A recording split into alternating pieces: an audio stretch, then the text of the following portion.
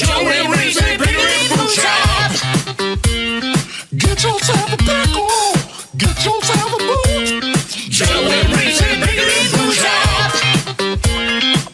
Pickle time is happening. Let me see if this helps. Oh, we're recording right now, by the way.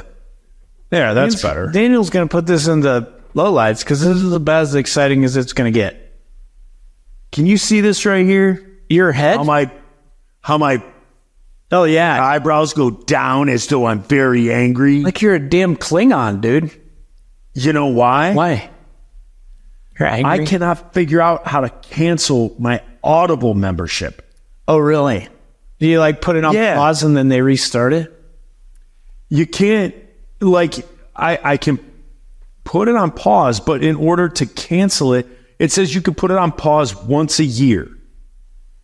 And so it's like I've had a reoccurring like payment every month for Audible. It does like $15 and then I get like a credit and then like I can buy a book with that credit. Well, it's to the point where I have like a couple of credits, but there's like no books that are like jumping out at me. Yeah. And so I'm like, all right, well, I want to put it on, like, I want to stop. And I can't stop. Like, it won't stop. And I can't stop. I won't stop.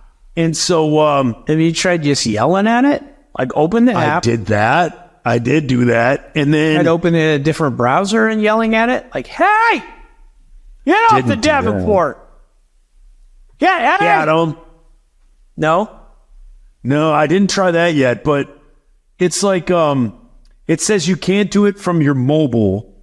So prior to jumping on with you, like I went on there, I Googled the old thing, and it says what to do. I'm doing, but it's not giving me the option. Like it says, go to account details, then go to settings and click cancel membership. There, I go to account settings or account details, go to settings, and there's no cancel membership. even wow, even on the computer, won't do it. Yeah, even Is there on the a desktop. number you can call? I think so. Like, I mean, obviously, I haven't gone that far yet. Like, that'll be my next step. But Then after that, then what's the next step odd. after that, Joe? The next step after that is suing Amazon for all their words. I'm sure you can win. I don't think they can afford a lawyer. I'm gonna win. I'm gonna win. Because I got 7 on my side. You're gonna like climb up on a Channel bell 7 tower? News. I got 7 on my side. Is that a Detroit thing? I don't understand. That's an Irish accent. Oh, it is? But Yep. 7 on your side? Is that like a news channel? And they do one of the things? news channels here does, the thing where some reporter comes out and helps harass some contractor or something. Oh, yeah. When something's gone wrong. So it's called getting 7 on your side. We had that in Denver. It was this guy, Tom Martino, and he'd get out there. He'd dig up some dirt on people, and then he'd be like, it looks like this guy was false advertising. Yeah, same here. I don't even watch the news here because we it's have depressing. Rob Wolchek. Wow, Rob Wolchek. This guy was a contractor for the last 15 years, but he's gone under 12 different company names. It could be because he starts to build a pool and stops, only leaving the homeowner high and dry by taking their money. Like that's everyone. I feel like you could write for that guy. Like you could write the script. Wait, Yeah, is it that's- pool? High and dry. You lift them high and dry. Get that in there. Come on, we got 15 minutes. We got gold. Jerry. We got it. Shoot. Yeah, I don't watch the news where I live. We did have cable for a bit, and we would get like the local news, and it was so depressing to me. It'd just be like, Ed, let's see what future farmers of America are doing. It's like some girl somebody out just there. washing a cow udder, and you're like, It's like somebody out there with a lazy eye in the field. he's like, I grew a really big pumpkin. What? Hey, I'm a boy. I came a Boy Scout leader because I grew a big pumpkin and touched boys. What? Whenever you did your Boy Scout camping trips, you guys always sleep in the same sleeping bag. Hey, I got a rope you can tie in a knot right here, son. Did you ever check your butthole for ticks? My Boy Scout leader said ticks would get in your butthole, so he had to check it. Well, he got to check it. He used the speculum. No offense to the Boy Scouts, or I think now it's called the Scouts. It's just called Scouting America. Because they accept everyone, even if you're like a 35-year-old man that identifies as like an 8-year-old girl, you're still allowed in the Scouts. I am going to go for my Eagle Scout if they do. I think you can. I am straight up. I think you can. I don't care if they molest me either. I want to get it. That's a plus. You'd be like, look, you're an Eagle Scout? How was it? I was Scouts. Well, I just finished it. I'm going to go back through it. I'm going to go do it again. I want to go back through the whole thing. Did you do Boy Scouts? I did not. I always wanted to, and I wanted to because of the Pinewood Derby. But they were nerds, and you're like, no thanks, dude. Yeah, the kids that did Boy Scouts weren't like the coolest kids, around. But when it came, did you have the Pinewood Derby? Oh yeah, man. I got third place in our city, and then I went to the regionals in Craig, Colorado, and I ate shit. So my mom's boss helped me build it because he had a wood shop. My dad wasn't around, so he's like, here, I'll help you. Just do triangle. That's the best shape, triangle. We're going to cut this block in half. We'll put some wheels on it. And then he's like, you know what this is, Reese? It's silicone. You just want to get it in there, grease it up with the silicone, and then you're going to win. And what I did was get it all over the car.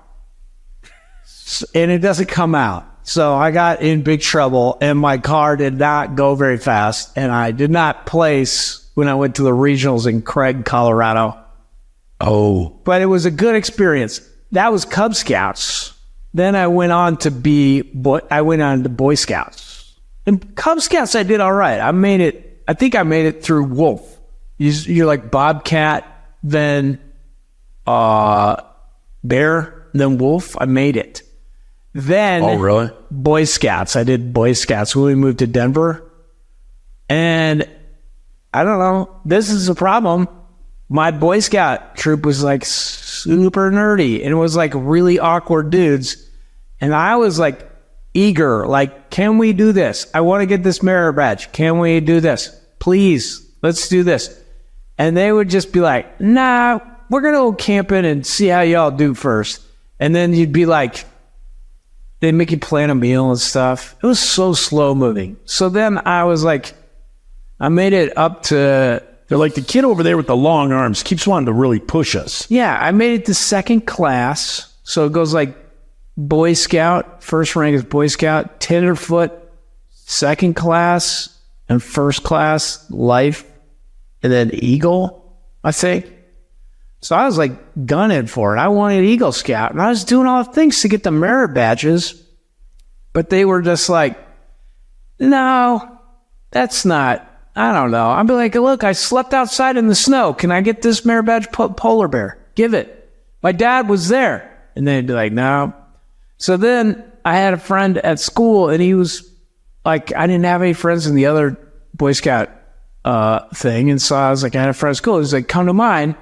It's fun. And it was a huge scout troop, like 100 dudes. But all they did was horse around and smoke dope. So they didn't go anywhere either. It was fun for like a month. And then I'm like, this is not what I want. So I just quit. I did all the stuff to become first class, which would have gotten me that much closer to Eagle Scout, but then negative. Hey, just remember though, communism has no class. No. You're just comrade. That's what they call you in the Boy Scouts over there, just comrade. So what rank are you, comrade? Comrade. So I always wanted to be in the Boy Scouts. It seemed fun in theory. Yeah. But all the nerds in the school kind of did it. All the weird kids kind of did it. And the only time I really got jealous was the Pinewood Derby. I wanted to craft a car. I wanted to do all that stuff and never did. I bet there's clubs for adults right now that are doing it, Joe. Just a bunch of people like you. Yeah, if you go to the Henry Ford Museum in Detroit, there's a big area where there's like all these like parts, and you can like build basically essentially like a Pinewood Derby car. Yeah. And then race it down this big, huge track. Awesome. I say big, huge track. It's probably the same exact thing, Pinewood Derby. Like you kind of got to walk up like a ladder and then put your cars on it. And it could do like 6 across. And then you flip down the little thing and then all the cars go down. Yeah. So if you go to the museum, you can kind of like build a car. And I think everything is like magnet. Like everything is like magnetized together. So you can interchange like pieces and put what you want in it and all that stuff. So that's kind of fun. Yeah. Well, yeah, that was the only thing. And then here's another thing that's kind of crazy. And this is not funny at all. I know we made some jokes about Cub Scout leaders and diddling. You got diddled. But no, a kid growing up that was in my grade. Oh no. Was a part of a Boy Scout troop, and he was all in on this Boy Scout troop. His whole family, like they were like a Boy Scout family. And then it came out that the leader of this troop was molesting kids, and my friend was a part of that group. No. And changed him and his family dynamic forever, because his parents, they went downhill because they were like, we couldn't protect our son, like we didn't see this. Did he? He got diddled, and a lot of other kids did. Yeah, Oh, it was bad, and then it hit the paper. Obviously, like his name wasn't in the paper, because obviously they protect the kids. But his Cub Scout leader, it was all over the news. It was all over the paper. He went to prison. Like it was crazy. And so this family that their entire life revolved around the Scouts, similar to like people whose kids are involved in travel hockey or travel soccer or baseball. Like their whole life was consumed by the Scouts. And from the time that like the news came out, it was like as far away from they could get from the Scouts was as far away as they could get. And then the kids went on to like suffer. Like they had issues. The kid who had the issues, just not a good life. I see him every now and then, and he's a wreck. And then his sister wasn't a part of it, but she kind of went through the whole breaking apart of the family and the stress. And she did some craziness in her life, and it was nuts. So I know we kind of made a joke at the beginning, kind of like when you talk about the Catholic Church, you got to real quick make like a quip about priests and altar boys. There's always jokes there, but when you realize that there are people attached to those, those stories, it does make it like it was holy cow. That's so sad. It is. It's very sad. It's very sad that people in those positions prey on that stuff. I was going to make a joke about trying to get molested in the Boy Scouts, but it's inappropriate at this point. No, in the Vic Tanny, in a Planet Fitness locker room. Yeah, I do want that today, if that's a thing. My buddy had a membership to it was called Fitness USA, and it was this weird club. It was like a small gym. It had a locker room, like one big locker room. Yeah. That had like a hot tub in it, a pool attached to it.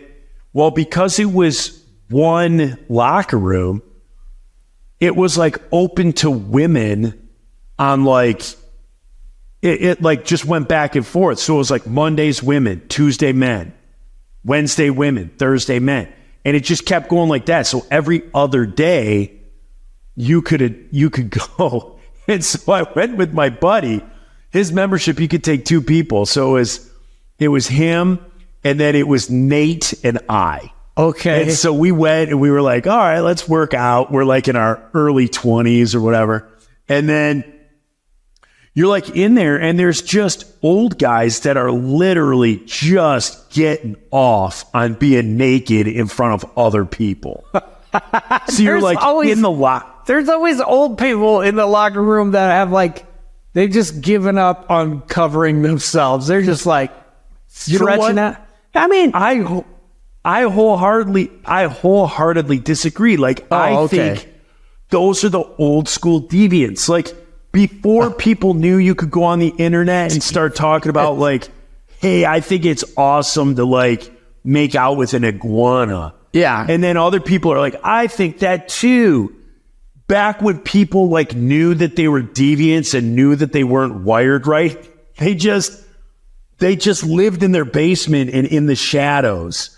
And when I was at Fitness USA, it was like, that's where these guys could be like, you know what? I could go to a locker room and I could like, I could go lift one weight and then come back into the locker room and shower in the group shower area. Oh my jeez. And then I could dry my body off and then just put the towel around my neck and then just walk around with my twig and berries hanging out and kind of just see if people are looking. Is it just dudes or dudes and ladies? No, it was one sex or the other. Okay, so people like didn't obviously get confused and be like, I thought this was Men's Day, and they're just I'm sure flopping people it around. did, but there was like that seems like a good idea, Joe, is what I'm saying. Like as soon as you walked in, there was like a little booth and you like did your membership. So obviously if you're a dude in on Chick Day, and then like the staff on Dude Day would be dudes, the staff on Chick Day would be chicks. Oh, so the whole place was populated with only one sex on that day. Yes. Got it. Yes. It wasn't like, guys, you can't use the locker room today. Sorry. Go home. No. It was just women. All right. And then like just men. Mm-hmm. So if you were a dude and you walked in and like Sally was at the front desk, you were like, ah, crap. This is Chick Day.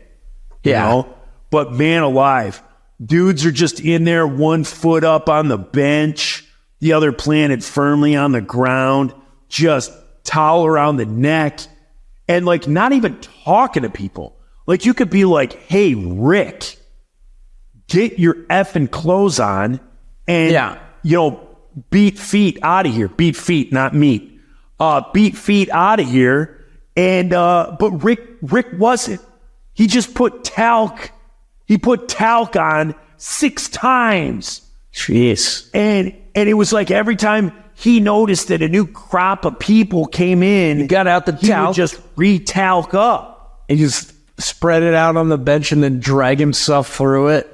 Just like a dog. He looked like a ghost by the end. Just dragging all his talc. Anus. Got all just over dragging his face. His anus just across the talc-covered bench. I think that's a good way to do it, Joe. It was terrible. Have you ever thought about doing it that way? Occasionally.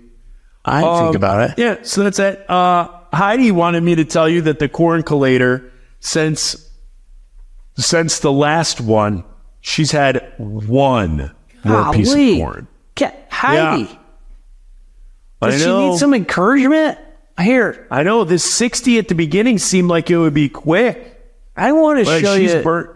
If you she's burning out. Get your phone out, Joe, and you can take a screenshot of this. Heidi, this is what it's like to be a winner. This is me, 2023 CCM Tournament Champions, 5-Iron Frenzy. Just in case you want to know what it feels like to achieve. I was going to bring it to the shows this weekend. This is what bums me out. We were about 2 hours down the road, and I'm like, dang it, Kara, I forgot the trophy. And she's like, what? You were like, I have my laptop, my recording equipment, and microphones, and a backdrop, and an office chair.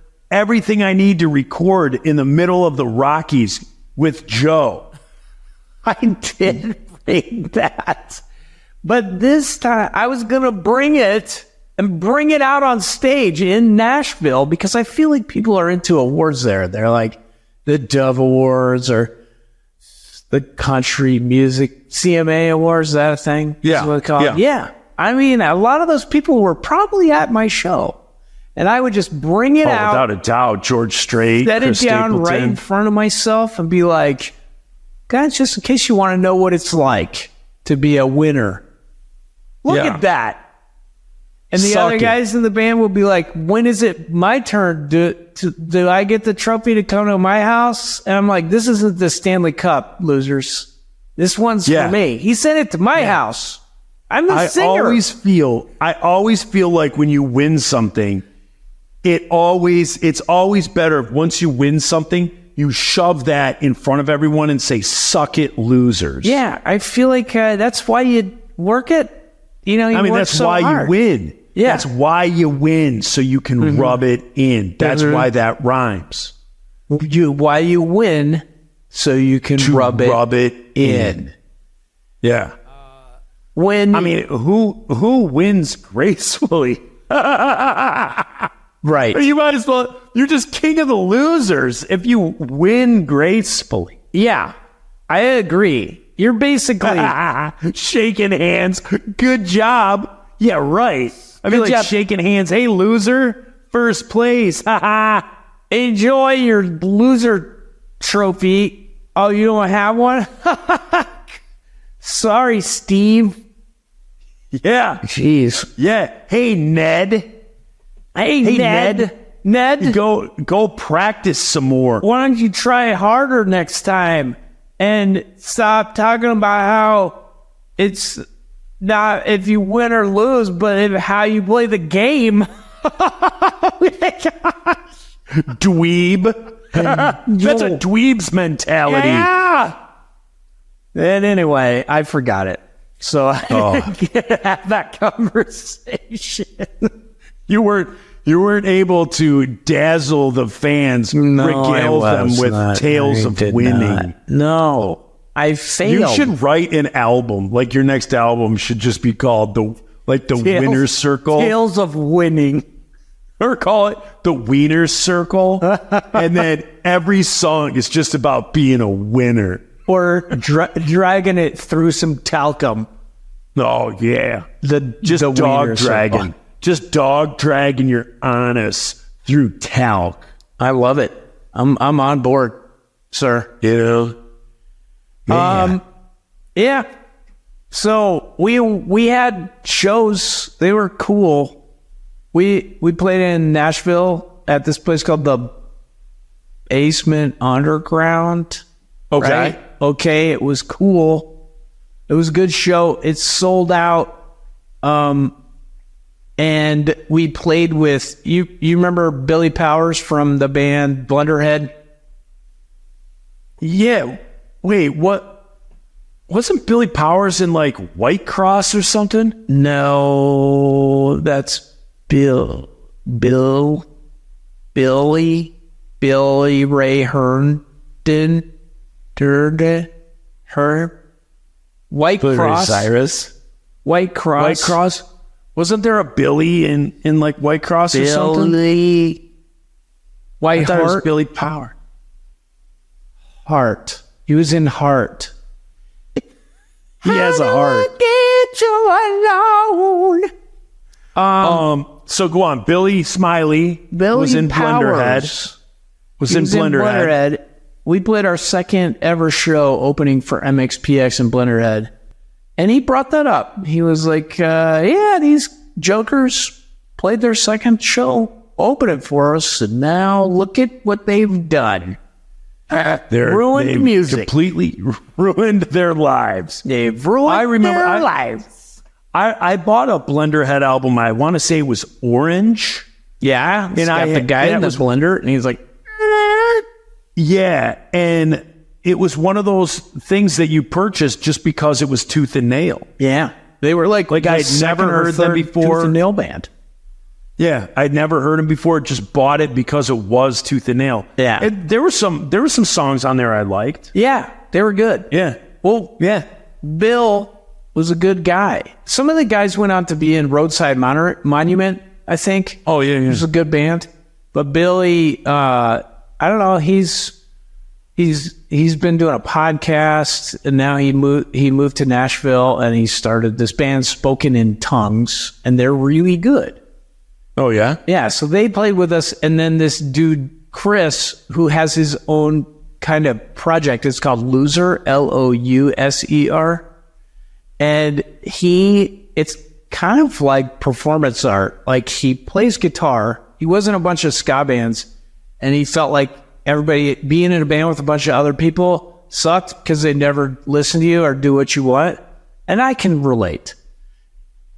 But so his idea, because he's smart, was to take a bunch of Nintendo Game Boys and hook them up to a computer and use them for tones, and then have a projector and put on like some sort of play and play music. And it's like this whole thing with like a projector, and he's talking to this AI, and that it's an AI youth pastor. He changes up the show depending on the audience. So he's like, yeah, these guys are Christians, but they'll love this because he grew up in the church, and he's like an elder in his Presbyterian church back in LA. I know this because he rode with me between Nashville and Atlanta, and it was so cool hanging out with him. Also, he does like all the video work for NoFX. So he has like all these crazy Fat Mike stories he was telling. Really? Yeah, and he played trumpet. He filled in for El Jefe in Europe. It was pretty crazy. He had some crazy stories. I bet. Yeah. But it was rad. It was good playing with those guys. And I don't know. We went. How'd you like Atlanta? Nobody liked my jokes about it.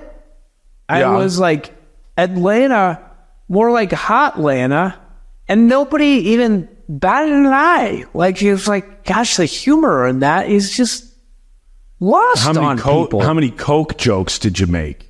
I was just out back snorting Coke. And that's how I woke up to play this show. And nothing, just dead. The audience was not, it was like they didn't even get it. They thought I was talking serious. Did you go to the Coke and Museum? not joking. No, but I did find a guy selling it outside. Yeah. You were like, man, that seems a bit pricey for, what is it, a 20 ounce? Yeah. Yeah. You're like, can I get a 20 ounce of Coke? And the guy's like, that'll cost you. That's what he said. Yeah, yeah. I was like, well, I didn't bring any cash on me. Do you take PayPal? And then he ran. So he's like, no, I take Pay Pookie. No. Pay Pookie. I don't understand, sir. Do you take Pay Pookie? Yeah, totally. Yeah. We went to this restaurant, and I just found it on Yelp. I was like, it looks like they have the fourth best fried chicken in the U.S. And on Yelp, it was $2 sides, and it looked like it was not a place you had to dress up for or get a reservation. And we all went. And then I found out we should have had a reservation. But they let us in, and I had the most delicious fried chicken I've ever had. Huh. That's the end of that story. Did you eat at the Varsity? No, what's the Varsity?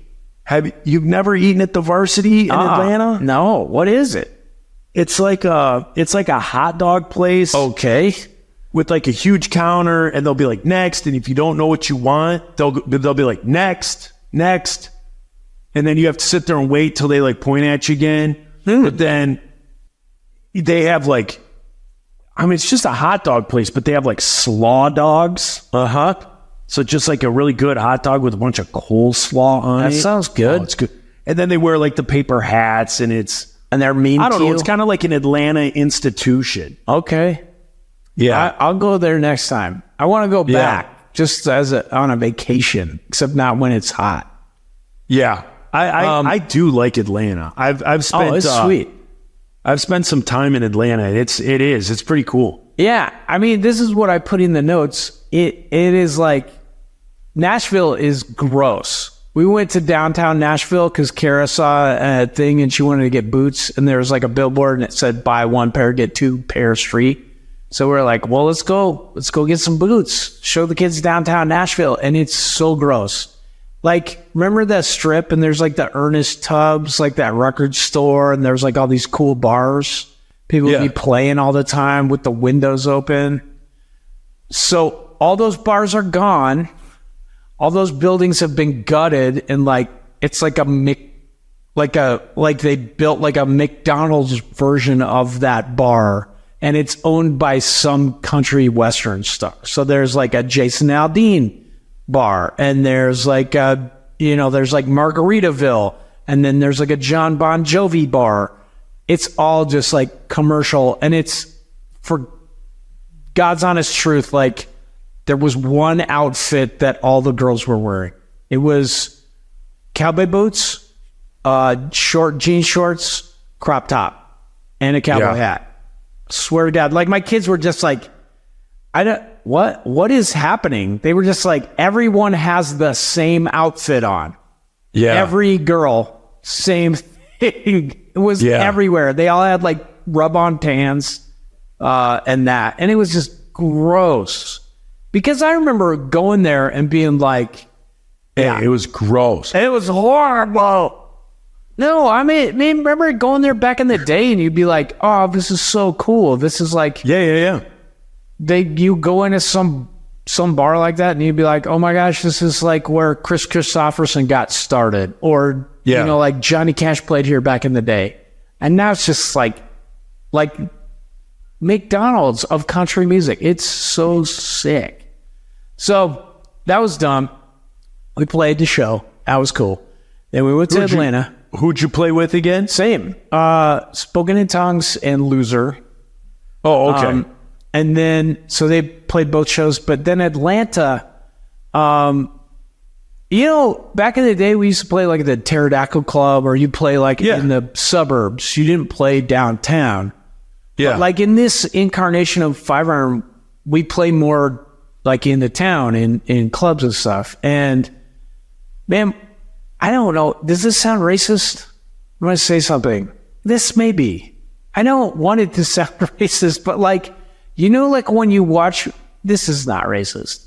It may be insensitive. When you watch the Black Panther, you're like super excited. You're like, why can't... I hated that movie. You did? Oh, man. Did you think Wakanda was cool? No, I didn't. Man. Because if they had all that technology, they didn't want to share it with the rest of the world. Screw them. Okay, so aside from the fact that they're not sharing with everybody, the fact that there's like this Afrofuturism and like this idea of like, this is like this black future, like this is Africa, and this is like what could have happened if you weren't colonized. And that, like, to me, I think that's super admirable, and it's inspiring. I hope it's inspiring, like young black people to just be like, yeah, man, we need to try for this. So when I went to Atlanta, it's like more, where we were at, it was like more than half black, and like no different. Like it was like no different than going to New York City and it was warmer, I guess, and not as dirty. That was the other thing. It was like not as dirty and noisy and stinky as New York City, but it was just like, this is the coolest town like in our country, and it's more than half black people, and nobody was just like, oh, what are these white guys doing here? It was just like normal. And I was like, this is crazy. This is like how I feel when I watch the Black Panther and you see Wakanda. Like, this is a very cool town. And it's like happening. The thing that, Dr. King wanted it's happening. I don't want to say it's happened. I think that's most cities, but the media, if all you ever do is have your face in your phone, and it's going to play into whatever algorithm you want. Yeah, and I don't see that. But I think that's most.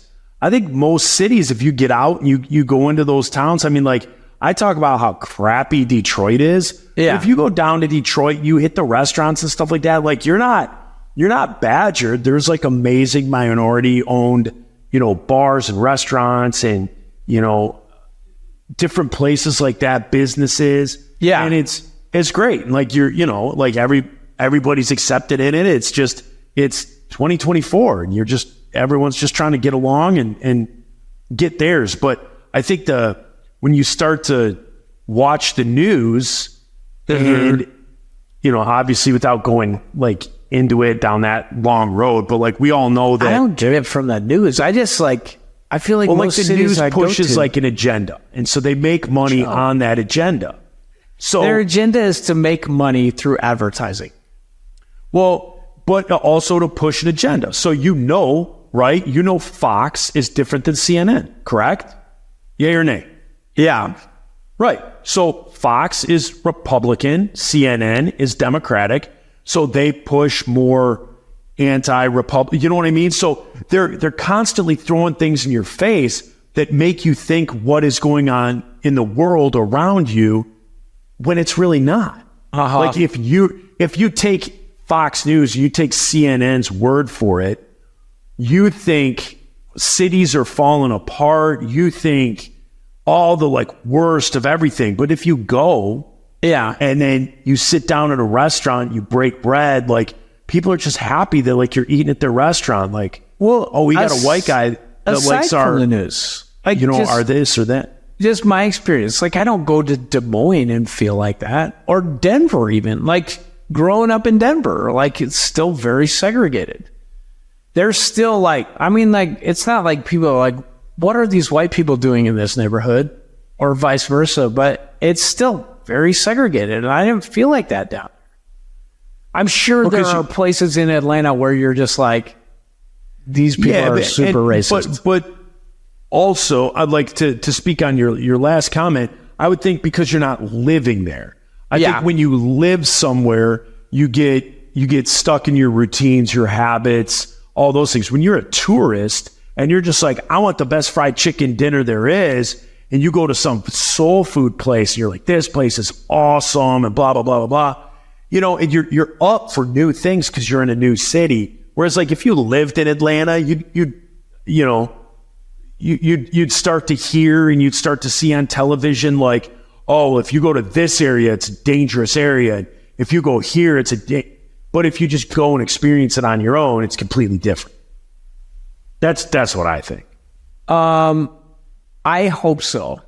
I don't know. I felt like it was like this utopia. And maybe that was just my perception from this weekend, but I thought it was super cool. No, I think Atlanta is a super rad town to go to and spend a weekend in. Yeah. I wouldn't say it's a utopia because I think they have the same problems as everywhere else, but it's definitely cool. Like they got good weather, they got a good food scene. Yeah. I remember going to this place. It was like an underground mall. Did you go there? No.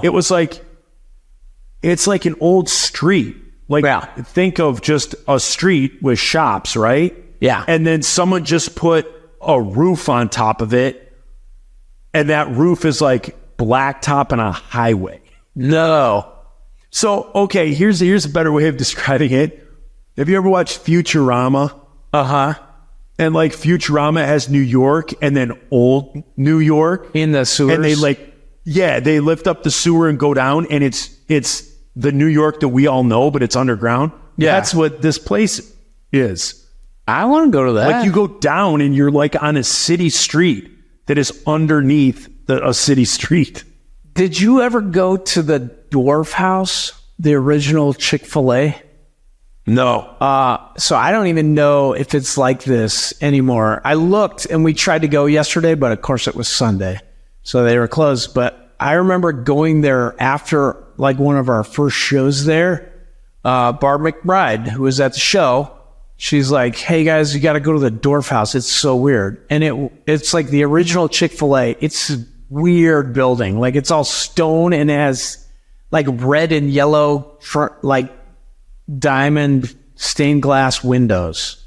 So the light in there is just off, and it's like fluorescent lights. So you're just like in there, and it's weirding you out. Well, then it's like they kept it all the same. So the menu's all the same. So they have burgers. So it's like something called a dwarf burger and something called a midnight sandwich and all this like weird stuff. You know, like we went in the 90s, and I just remember because Chick-fil-A, they still have the same advertising campaign. It's like the cows being like, tell the chickens we sent you. Eat more whatever. chicken. Yeah. And we're like, do they know about this? Because I'm about to eat them. And then I did. I ate a midnight sandwich, and it was delicious. Was it chicken or beef? It was beef, man. It was I think. It could have been dog. Let's go with beef. It was beef. And with that, ladies and gentlemen, we are at the 40-minute mark for the freebies. So we're leaving it with Reese ate dog. Yeah. Thank you. There goes my presidential hopes. Piece of pizza. Save for the squids. Moose. Pickle time. Put that pickle in your pants. Get some booze inside your hands. Put that pickle in your pants. Get some booze inside your hands. 1996, we start this.